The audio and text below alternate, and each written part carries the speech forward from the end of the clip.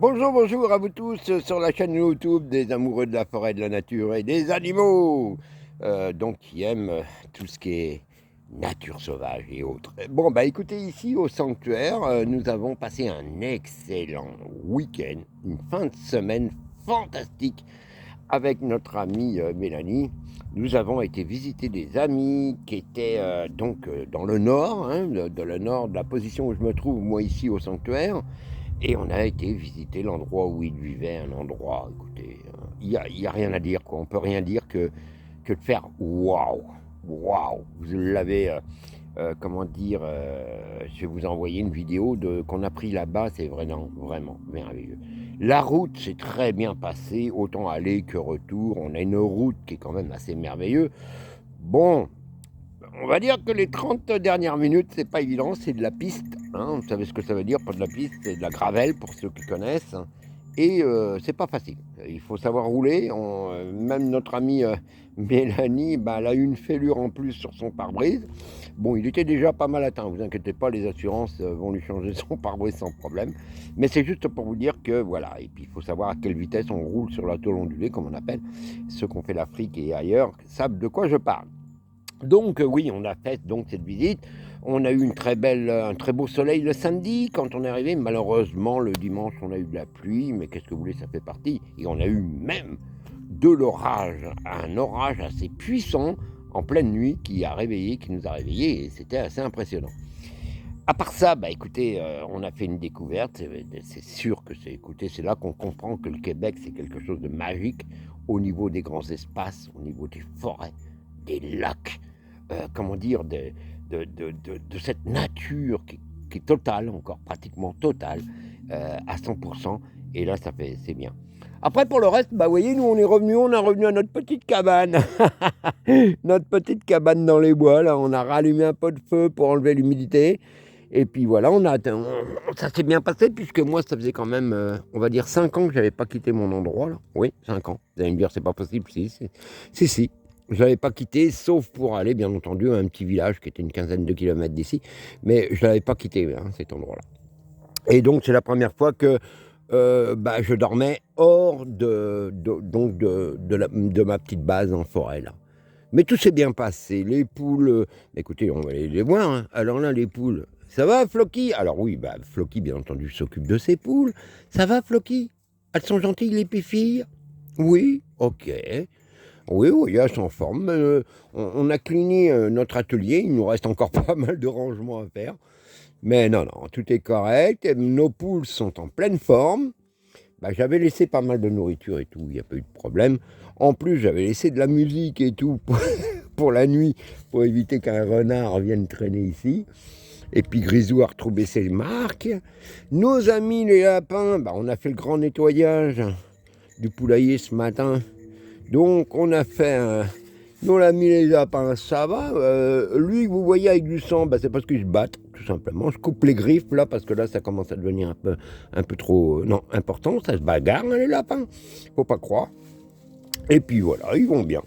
Donc voilà. Alors après, bah écoutez, on a maintenant des températures quand même beaucoup plus agréables, ce qui fait qu'on n'est plus obligé de courir à couper du bois dans tous les sens. Mais maintenant, avec mon 3 roues, ça, avec ma bête de guerre, que j'ai appelée la Leo Wood, eh ben on est tranquille. Là, on peut aller chercher rondins, des troncs d'arbres en entier, les ramener ici, les couper, et on a du bois de chauffage.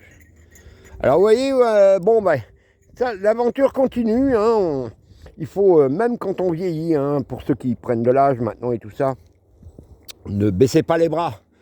Regardez-moi cette forêt là, on va certainement aller faire une belle balade tout à l'heure. Certainement, on entend du bruit. Oh, ah oui, ah, les premiers.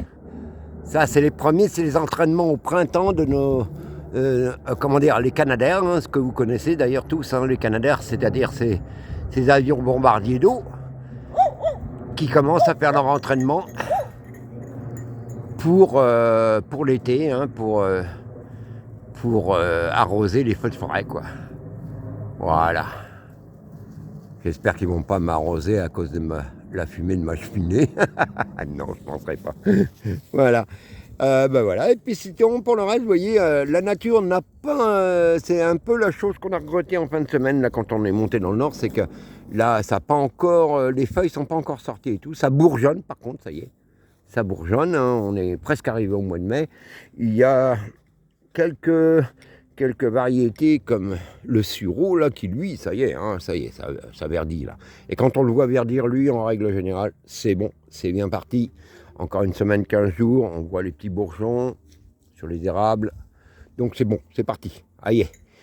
Et puis après, ça va être les moustiques. Ah, nos amis, les moustiques. Mais là, ce qui va se passer, c'est qu'on a une chance assez extraordinaire. On a très peu d'eau. C'est sec. Même le chemin, d'ailleurs, j'ai jamais vu le chemin d'accès au sanctuaire aussi sec. Jamais. Ça, j'avoue franchement, à cette période de l'année, écoutez, là, normalement, ça devrait être trempé avec des trous d'eau partout, mais il n'y en a pas. Donc, ça prouve que là, cette année, peut-être qu'on va avoir la chance de ne pas avoir de trop de moustiques, parce que c'est ça qu'ils veulent, hein, de l'eau, pour se reproduire dans les mares et tout ça. On va peut-être être un peu plus tranquille cette année. Mais bon, je les connais, nos bibites. Hein. Ah ben un deuxième, bon, ben décidément, ils sont en train de faire des vols d'entraînement. Ah bah oui, un deuxième, voilà. Ah ouais. C'est toujours bon de savoir qu'ils sont là, parce que croyez-moi, le feu ici dans les forêts, c'est quelque chose, c'est une des principales craintes qu'on a ici. Voilà. Voilà. Ce qui fait que moi, je suis toujours en relation avec Stop Feu, hein, j'ai leur téléphone et tout, au moindre truc, parce qu'avec les orages, ça peut être la foudre qui va enclencher sur un arbre mort, par exemple, un incendie, et puis ça part là. Alors là, ça part surtout ici, là, c'est du résineux, ça demande qu'une chose, là, quand on a, comme en ce moment, d'ailleurs, on n'a pas d'eau, eh ben, ça demande qu'une chose, c'est à prendre feu, quoi. Puis après, ça part comme à la vitesse d'un cheval au galop, comme on dit. Hein. C'est très dangereux. Voilà. Et puis notre ami Floki, bah, tout doucement, il commence à se calmer, à comprendre qu'il ne faut pas partir comme un fou à droite, à gauche. Il y a encore du travail. Mais non, je suis confiant là. Il commence un petit peu, il commence un petit peu à comprendre qu'on reste dans le périmètre de la base. On surveille les poules. On essaye de pas trop faire chier Grisou parce que de temps en temps. Oh, j'entends du monde. Non? Ah, c'est des bruits au loin. Ok. Et donc voilà. Donc comment dire? Surco.